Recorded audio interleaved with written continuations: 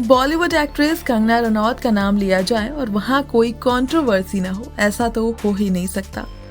Personal life हो या फिर प्रोफेशनल लाइफ, कंगना का विवादों से गहरा नाता रहा है। एक्ट्रेस इन दिनों इमरजेंसी को लेकर सुर्खियों में है, जिसमें उन्होंने एक्टिंग भी की है और इसे डायरेक्ट भी किया है।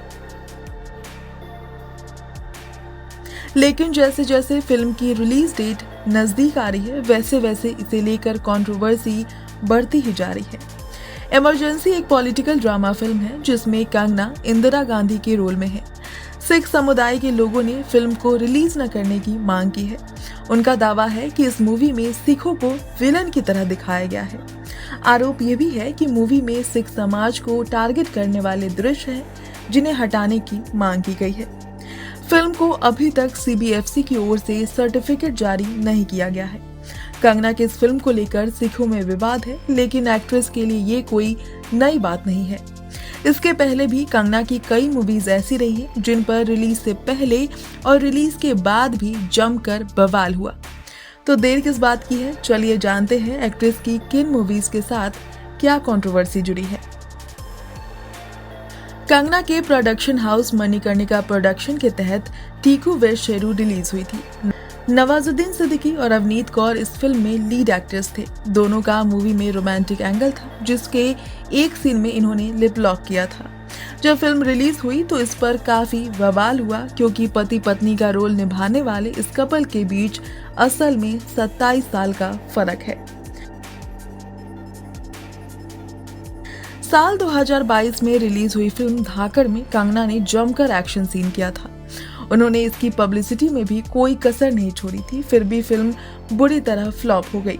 लोगों को इसकी कहानी पसंद नहीं आई, लेकिन एक्ट्रेस का मानना था कि उन्हें नापसंद करने वाले लोगों ने उनकी मूवी के खिलाफ निगेटिव पब्लिसिटी की है।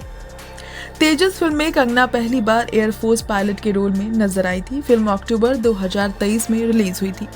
इसके रिलीज को लेकर जितना हाइप था, वो सब रिलीज के बाद फुस साबित हुआ।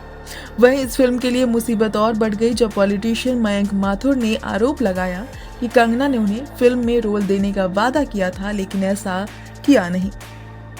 इसके अलावा उनका ये भी आरोप था कि कंगना ने मूवी के लिए फीस देने की बात कही थी, लेकिन ये भी नहीं हुआ। तेजस के नॉन पेमेंट ड्यूज को लेकर मयंक ने कंगना के खिलाफ कोर्ट केस की धमकी भी दी थी। कंगना रनौत की कंट्रोवर्सी की बात हो रही है और उसमें महेश भट्ट का नाम ना हो, ये तो हो ही नहीं सकता। उन्होंने कंगना के साथ कुछ मूवीज में काम किया, जिनमें से वो लम्हे एक थी। एक्ट्रेस अक्सर आलिया भट्ट पर कमेंट करती रहती है। ऐसे में एक बार आलिया भट्ट की मां सोनी राजदान ने कंगना की ये कहकर क्लास लगाई थी कि जिस इंसान ने उन्हें लॉन्च किया वह उन्हीं के परिवार पर कीचड़ उछालती है। इस पर कंगना की बहन रंगोली चंदेल ने पलटवार करते हुए खुलासा किया था कि वो लम्हे के प्रीव्यू के दौरान महेश भट्ट ने कंगना पर चप्पल फेंकी थी। उस वक्त एक्ट्रेस महज 19 साल की ही थी। रंगोली ने ये भी बताया कि इस हादसे के बाद कंगना दिन भर रोती रही। इसी के साथ उन्होंने ये भी क्लैरिफाई किया कि कंगना को ब्रेक देने वाले महेश भट्ट नहीं, अनुराग बासु थे। कंगना की कंट्रोवर्शियल फिल्मों में मणिकर्णिका भी शामिल है, जिससे जुड़े एक नहीं कई विवाद हैं। फिल्म विवादों में पहली बार तब फंसी जब इस पर इतिहास से छेड़छाड़ का आरोप लगाया गया।